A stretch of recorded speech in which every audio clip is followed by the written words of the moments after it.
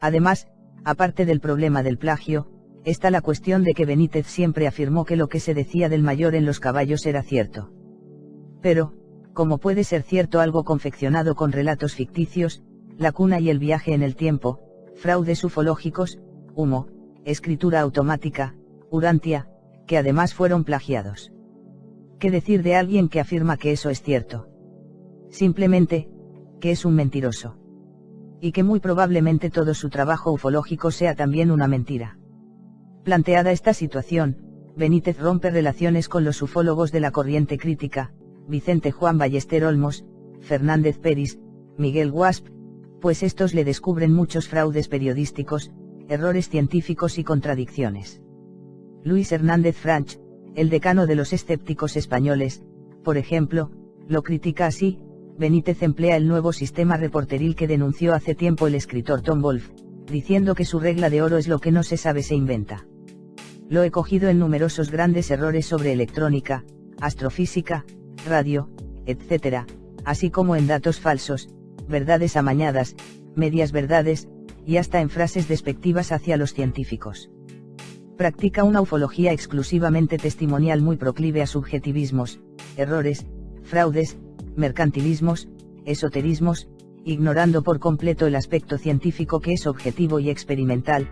No se puede aceptar que se le cuente al público historias gratuitas y fantásticas, haciéndolas pasar por verdaderas solo al alcance de los reporteros privilegiados que contactan poco menos que con la inteligencia cósmica, vamos, como cualquier George Adamski. Benítez intentó vender los derechos cinematográficos de sus caballos y afirmó que el mismísimo Steven Spielberg le propuso llevarlos a la pantalla. Ahora tengo concertada una entrevista con el delegado para Europa de Urantia, porque he recibido una oferta para llevar al cine Caballo de Troya. Le acabo de escribir al delegado para pedir autorización a la Fundación Urantia sobre los derechos cinematográficos. ¿En qué quedamos? Si los textos fueran suyos no necesitaría permiso para llevar su propia obra al cine. La noticia de que Spielberg quería llevar la obra a la pantalla se dio el 24 de septiembre de 1987, hasta el momento no se ha hecho nada. Se suponía que el presupuesto sería de $200 millones, y Anthony Quinn y Richard Harris serían los protagonistas.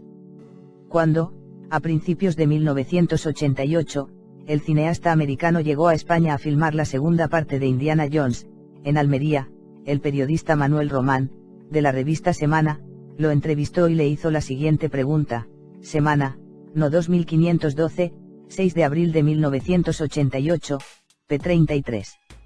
Un escritor español, Juan José Benítez, autor de varios bestsellers, entre ellos Caballo de Troya, parece ser que alberga la pretensión de que su última obra la llevará usted al cine.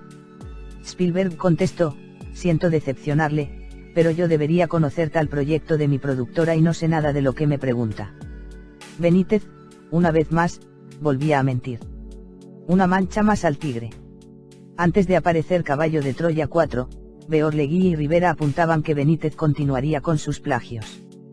Teniendo en cuenta que disponemos de los documentos utilizados por el autor libro de Urantia y que como periodista intentará ofrecer aquellos datos o circunstancias que más sorprendan, por desconocidas o impresionantes, no tememos equivocarnos si decimos que el atormentado buscador de la verdad, obsequia a los lectores con los capítulos dedicados a los 4 meses últimos del año 17, cuando Jesús tiene 21, vive en casa de Simón de Damasco, que le ofrece establecer y dirigir una escuela de filosofía religiosa que supere a la de Alejandría, fascículo 128 del libro de Urantia, página 1239-1240. Beorlegui y Rivera acertaron. El pasaje se puede encontrar en la página 430 y siguientes. Que relate el texto del fascículo 127 página 1230 del libro de Urantia, dedicado a explicar cómo una joven llamada Rebeca se enamora de Jesús, cuando éste cuenta 19 años y que en síntesis dice: aunque Jesús era pobre, su situación social en Nazaret era buena puesto que era uno de los primeros jóvenes de la ciudad y estaba muy considerado por la mayor parte de las jóvenes. Puesto que Jesús era un maravilloso ejemplo de vigor físico e intelectual y vista su representación como guía espiritual, no es extraño que Rebeca se fijara en él y se enamorara. Ella era hija mayor de Esra, un rico comerciante de la ciudad. Ella confió su situación primero a Miriam, la hermana de Jesús, quien, a su vez, lo habló con su madre. María se azoró, puesto que le pareció que perdería a su hijo, que era en esos momentos un imprescindible cabeza de familia, y recordando de pronto que Jesús era el niño de la promesa, meditó sobre el efecto que tendría el matrimonio en la carrera de Jesús. Discutió este tema con Miriam. Nuevamente, Rivera y Beorlegui dan en la diana. El relato está en las páginas 303 y siguientes. Y dado que nadie hasta ahora nos ha explicado cómo fue inventado el Padre Nuestro, el autor querrá asombrar con el gran descubrimiento, Urantia Book, fascículo 126, página 1219. Hacia la mitad de sus 15 años, Jesús había cogido las riendas de su familia. Su situación económica era bastante precaria, habiéndose visto la familia obligada a vender una de las casas de Nazaret que José poseía. Ruth, la más pequeña de la familia, vino al mundo el miércoles 17 de abril del año 9 por la tarde. En la medida de sus fuerzas, Jesús tomó el sitio de su padre, reconfortando y animando a su madre durante esta difícil prueba particularmente triste. Durante cerca de 20 años, justo antes de empezar su vida pública, ningún padre habría podido amar y educar a su hija con el afecto y la fidelidad con que Jesús se ocupaba de la pequeña Ruth.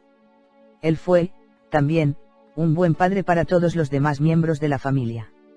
Es durante este año que Jesús compuso por primera vez la plegaria que él enseñó enseguida a sus apóstoles y que responde al nombre de Padre Nuestro. Nuevamente los autores españoles dieron en el clavo y se anotaron otro acierto. La historia del origen del Padre Nuestro está en las páginas 211, 228 y siguientes. En descargo de JJB podemos decir que en Caballo de Troya 4 ya no hizo una copia literal del libro de Urantia. Por lo menos en este le metió más de su cosecha y modificó los párrafos. El miedo no anda en burro, y en ese entonces estaba muy presente una demanda por plagio. Como las miles de páginas del de Urantia Book dan para más, Benítez utilizó este material en sus posteriores caballos. Dejemos que el lector sea quien encuentre los siguientes temas, que Rivera y Beorlegui apuntan. La historia de las relaciones entre María y Jesús, que como cualquier madre e hijo se llevaban mal y discutían. Las peripecias viajeras de Jesús cuando a sus 28 años, viajó a Roma y por todo el Mediterráneo en compañía de 2 nativos indios, fascículo 130. Su discurso sobre Jonás en Safa. El análisis sobre el bien y el mal.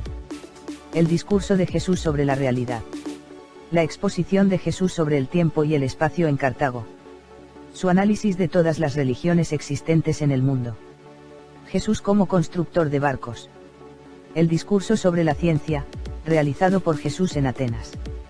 Su estancia en Mesopotamia. El entrenamiento intensivo a que fueron sometidos los primeros apóstoles, su organización y la ordenación de los 12. Y es que 196 fascículos, con un total de 2097 páginas, dan para mucho. Como anécdota final, cuando Óscar García fue al cementerio de Arlington a buscar la tumba de Adamski, encontró que ésta se encontraba justo en el sitio que Benítez marca para la tumba del mayor. El descubrimiento lo hizo García tiempo después de su visita al cementerio. En una charla de sobremesa le comentaba de los plagios de Benítez y de que incluso Rivera había publicado un libro al respecto. García le comentó esto a Pedro Ferriz y este estuvo como loco tratando de localizar el libro. Meses después de infructuosa búsqueda, García le prestó mi ejemplar autografiado por los autores, que nunca me devolvió. Ferriz estaba maravillado y le dio mucha publicidad a los plagios de Benítez. Lo importante aquí es que para Benítez, Adamski representa la imagen del mayor, de un científico y astronauta, o temponauta, de gran capacidad física e intelectual, cosa como sabemos, bastante alejada de la realidad. Algunos de estos plagios también habían sido descubiertos en México por el escritor Roberto López, seudónimo de Luis Ruiz Nóguez, autor de estas líneas. Benítez fue señalado por este autor en varias ocasiones, la primera vez en 1978 por sus fraudes ufológicos y errores científicos cometidos para avalar una aparición ovni en Canarias, por su plagio del libro de Urantia, y por el fusil del libro de Salinas y de la Mora.